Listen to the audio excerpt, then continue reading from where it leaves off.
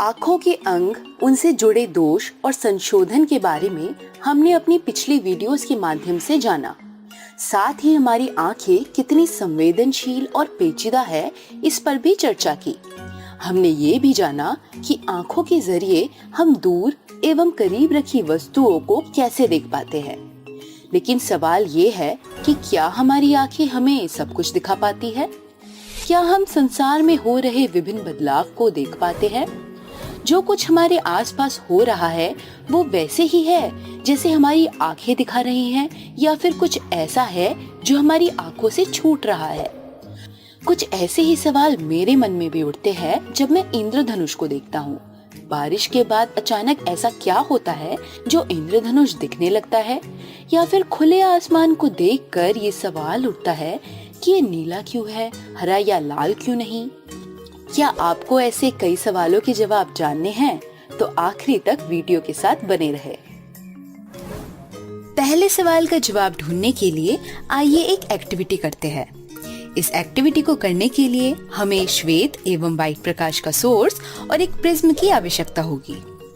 Prism glass slab की ही तरह कांच से बनी एक वस्तु है जिसके 2 त्रिभुज और 3 आयताकार पृष्ठ होते हैं। कोई भी 2 आयताकार पृष्ठ के बीच के कोण को प्रिज्म कोण या एंगल ऑफ प्रिज्म कहा जाता है। एक अंधेरे कमरे में प्रिज्म को त्रिभुज की तरफ से बेस बनाकर रखें और किसी भी एक आयताकार पृष्ठ पर प्रकाश डालें।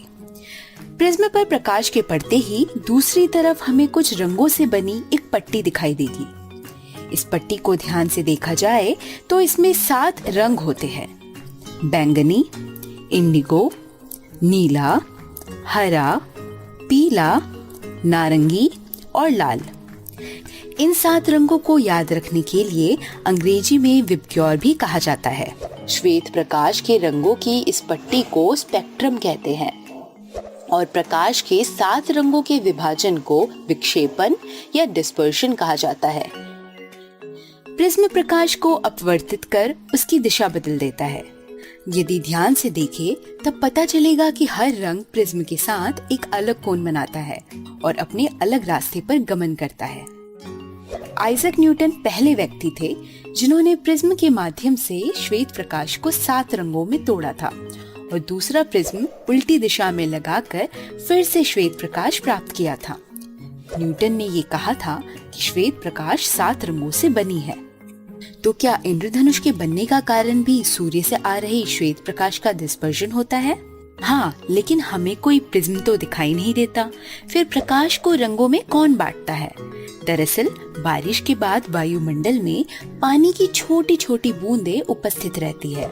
इन बूंदों में प्रकाश अपवर्तित होकर 7 रंगों में बट जाता है और फिर अंदरूनी हिस्सों से परावर्तित होकर हमारी आंखों पर पड़ता है, जिस कारण हमें इंद्रधनुष दिखाई देता है। ये बात ध्यान रखें कि ये इंद्रधनुष हमेशा सूर्य के विपरीत दिशा में ही बनता है। तो क्या सूर्य सिर्फ श्वेत प्रकाश ही देता है या कुछ और भी है जिसे हम देख नहीं पाते?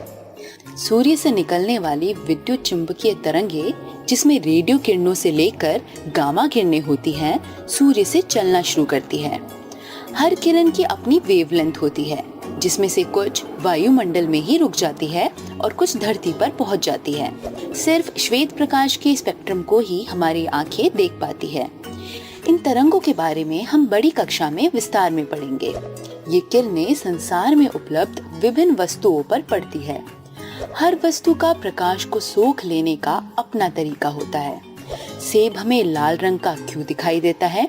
क्योंकि सेब अपने अंदर सारे रंग सोख लेता है सिवाय लाल रंग के, जो कि परावर्तित या रिफ्लेक्ट हो जाता है और हमें सेब लाल दिखाई देता है। तो आसमान में ऐसी क्या चीज है जो हमें वह नीला नजर आता है? क्या आसमान भी सेब की तरह सारे रंगों को सोख लेता है और सिर्फ नीले रंग को परावर्तित या रिफ्लेक्ट करता है? जवाब है नहीं। जब ये 7 रंग हमारे वायुमंडल में दाखिल होते हैं, तब वायुमंडल में उपस्थित हवा और छोटे कणों के अणु, जो कि इतने छोटे होते हैं कि उनका साइज प्रकाश की पट्टी की वेवलेंथ से भी छोटा होता है, ये कण नीले रंग को बिखरा या स्कैटर कर ऐसा प्रतीत करते हैं कि आसमान नीला है। अब आप सोच रहे होंगे, यदि ये तरंग दैर्ध्य या वेवलेंथ पर निर्भर करता है तो आसमान बैंगनी क्यों नहीं दिखता? उसकी तरंग दैर्ध्य या वेवलेंथ तो सबसे कम होती है। इसका कारण है कि सूर्य नीले रंग की किरणें ज्यादा पैदा करता है।